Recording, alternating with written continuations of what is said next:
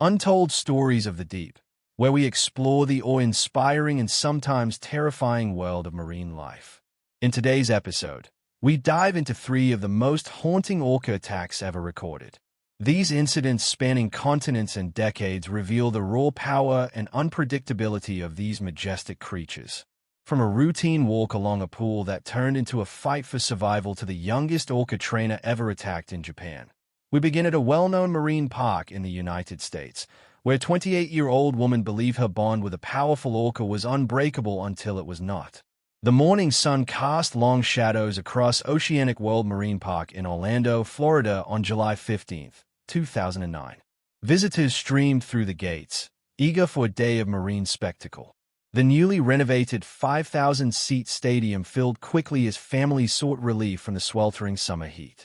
Backstage, 28-year-old Marina Laro prepared for the 11:15 a.m. show. Her slender frame belying the strength required to work with Kaya, the park's 9,000-pound female orca. Captured off Iceland's coast in 2007, Kaya had transformed from a wild predator into the crown jewel of Oceanic World's performances. Her immense size, 22 feet long, and keen intelligence made her shows a spectacle, drawing crowds that sustained the park through economic downturns. Marina Laro's path to Oceanic World was rooted in a lifelong passion for the ocean. Growing up in a small coastal town in Maine, she found solace along the rugged shoreline, where crashing waves and whispering winds offered an escape from the challenges of small-town life. As a child, Marina was captivated by marine creatures. Her bedroom shelves lined with books about whales and dolphins. School corridors were sometimes unkind to her unconventional interests, but the ocean's vast expanse was her sanctuary. Driven by this passion, Marina pursued a master's degree in marine mammal science at the University of Miami, graduating in 2005. Her thesis on citation communication, focusing on the complex interplay of clicks, whistles, and body language, earned her recognition among marine biologists. At Oceanic World, Marina's relationship with Kaya transcended the typical trainer-animal dynamic. She saw Kaya as both a wild spirit and a misunderstood soul, capable of a language all its own. Marina spent countless hours in silent communion, using gentle words and a steady presence to connect with the orca. Her colleagues admired her ability to interpret Kaya's subtle cues from the flick of a fin to the pitch of a whistle. Yet, beneath her professional composure, Marina grappled with an inner conflict, balancing the spectacle-driven demands of the marine park industry with her commitment to Kaya's well-being. By early 2009, troubling patterns emerged in Kaya's behavior. Dr. Rebecca Simpson, the park's lead veterinarian, documented stereotypic movements, repetitive swimming patterns often linked to stress in captive orcas. Kaya began refusing meals, displaying aggressive posturing toward junior trainers, and emitting unusual vocalizations during nighttime hours. In March 2009, Kaya pinned a trainer against the pool wall during a routine exercise. No injuries occurred, but Marina flagged the incident as a critical warning sign in her logs. By summer, Kaya's behavior grew more erratic.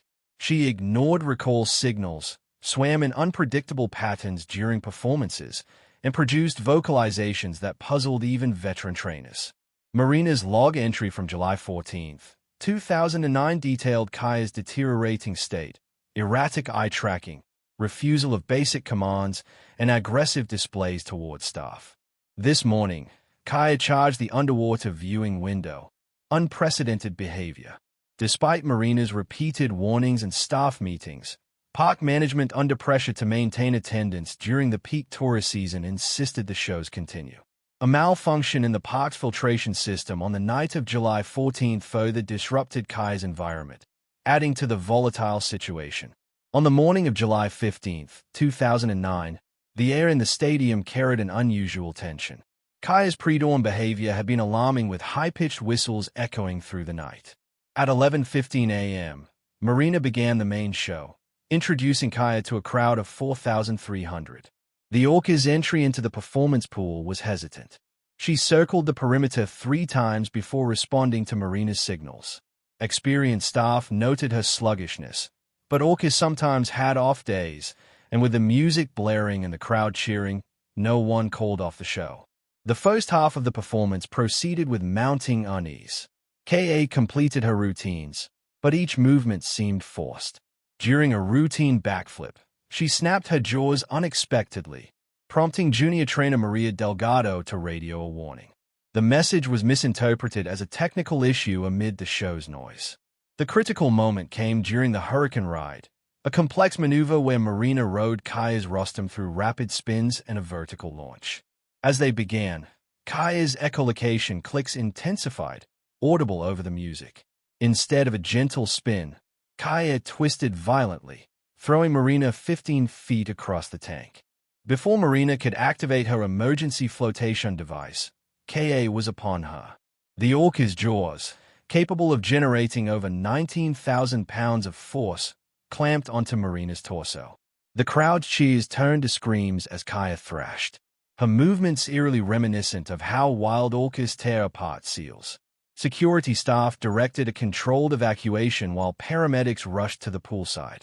Kaya's attack was relentless. She dragged Marina to the 35-foot tank's bottom, holding her under for prolonged periods. During one surfacing, Kaya tossed Marina into the air, catching her with predatory precision. The water clouded with blood as Kaya's teeth inflicted catastrophic injuries. Emergency recall signals, food distractions, and underwater tones designed to disorient orcas failed to stop her. At one point, Ka pinned Marina against the underwater viewing window, giving spectators a horrifying view. Assistant trainer Miguel Rodriguez attempted to deploy the emergency net, but it jammed. Senior trainer Lisa Cooper activated recall tones to no avail. Kaya was in a behavioral lockdown, unresponsive to stimuli.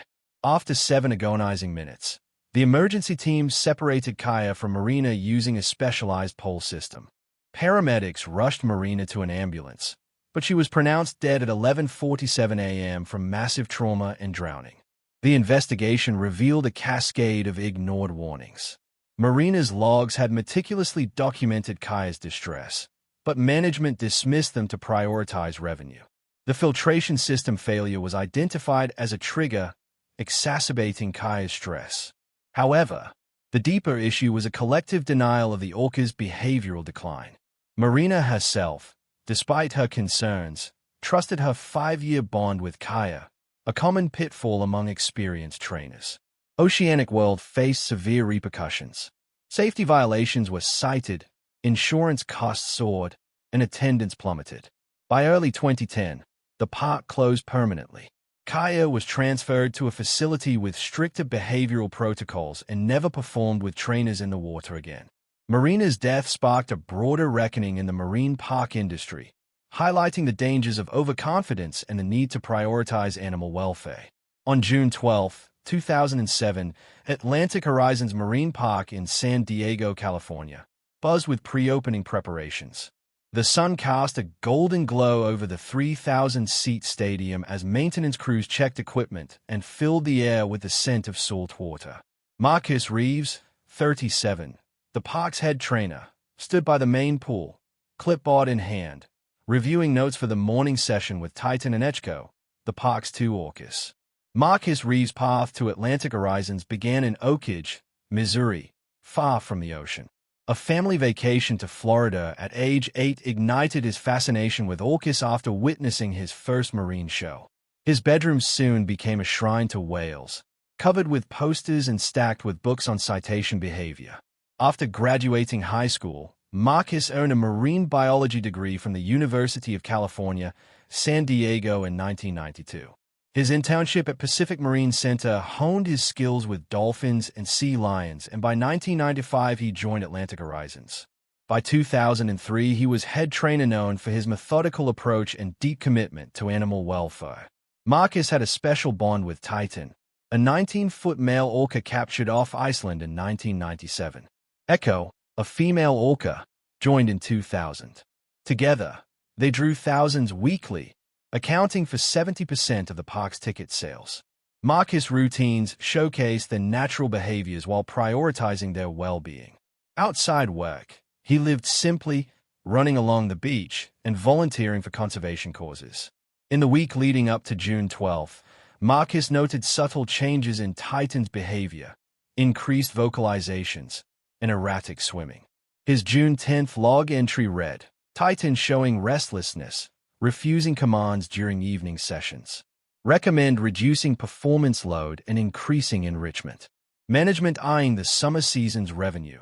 Maintained the schedule, a decision Marcus opposed.